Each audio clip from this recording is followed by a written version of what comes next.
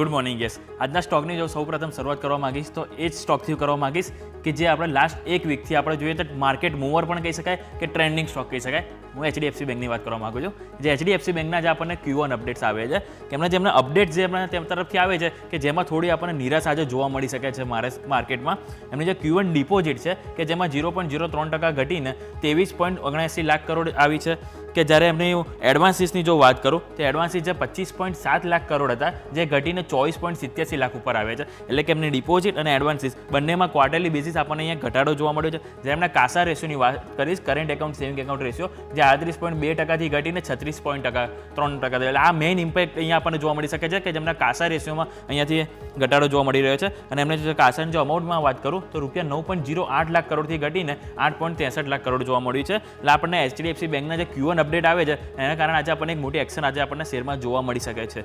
જે બાજુ તમને પૂનાવાલા ફિનકોપના અપડેટ જણાવવા માંગીશ કે પૂનાવાલા ફિનકોપના જે અપડેટ આવે છે એમાં એમની જે ડિસ્બર્સમેન્ટ છે Q1માં જે 5% વધીને 7,400 કરોડ જોવા મળી શકે છે. જ્યારે એમનું ગ્રોસ NPAની વાત કરીશ તેમાં 1% અને નેટ NPAમાં 0.50%નો અહીંયાથી આપણને ઘટાડો જોવા મળી શકે છે. અને 30 જૂન સુધી કંપની પાસે કુલ લિક્વિડિટીની વાત કરું તે 5,200 કરોડ અહીંયાથી જોવા મળે છે. જે બાદ પંજાબ નેશનલ બેંક આજના દિવસે રડાર પર રહી શકે છે. એના અપડેટ ઘણા સારા એવા આવે છે કે પંજાબ નેશનલ બેંકના જે અપડેટમાં જે ગ્લોબલ બિઝનેસની વાત કરું સ્પેસિફિક તેમાં 10.3%નો વધારો થયો છે. કે જ્યારે એમની ડિપોઝિટની વાત કરું તો ડિપોઝિટમાં 8.5%નો વધારો થયો છે.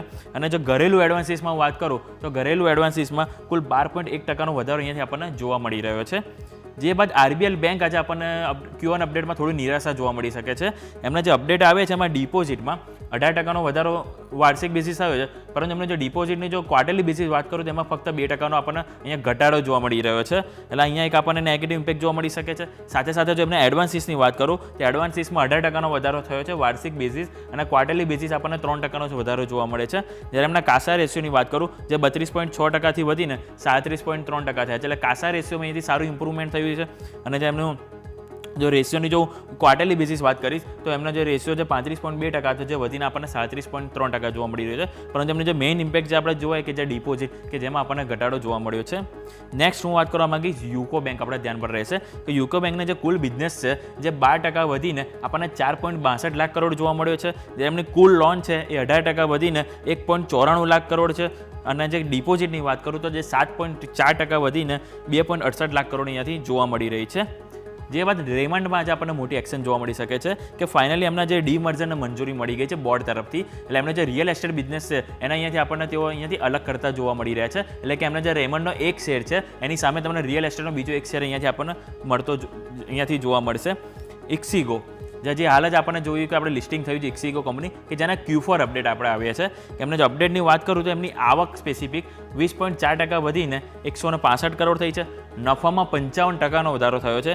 જ્યારે એમની ઇબિડાની વાત કરું તો ઇબિડા આપણને 18%નો વધારો જોવા મળે છે.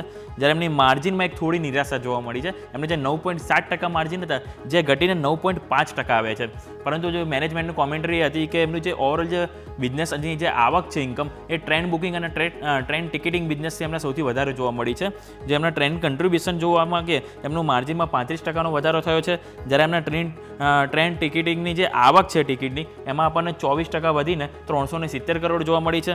અને એમની જે ફ્લાઇટ ટિકિટ છે એની આવકમાં આપણને 43% વધીને 146 કરોડ જોવા મળે છે. અને અહીંયા ઘણો આપણને સુધારો જોવા મળી રહ્યો છે કંપની તરફથી Q4ના અપડેટ્સમાં. એટલે સાથે સાથે આપણે ઇક્સિગો ધ્યાન પર રહેશે. અને લાસ્ટ સ્ટોક હું મહિન્દ્રા લાઇફસ્પેસની વાત કરવા માંગીશ કે મહિન્દ્રા લાઇફસ્પેસમાં જે એમના જે મુંબઈમાં બોરીવલીમાં કુલ 7 રેસિડેન્શિયલ પ્રોજેક્ટ રીડેવલપમેન્ટ માટે અહીંયાથી તેમને કરાર કરવામાં આવે છે. અને જે ગ્રોસ રીડેવલપમેન્ટની જે કુલ વેલ્યુ છે જે આપણને આશરે 1800 કરોડ અહીંયાથી જોવા મળી શકે છે.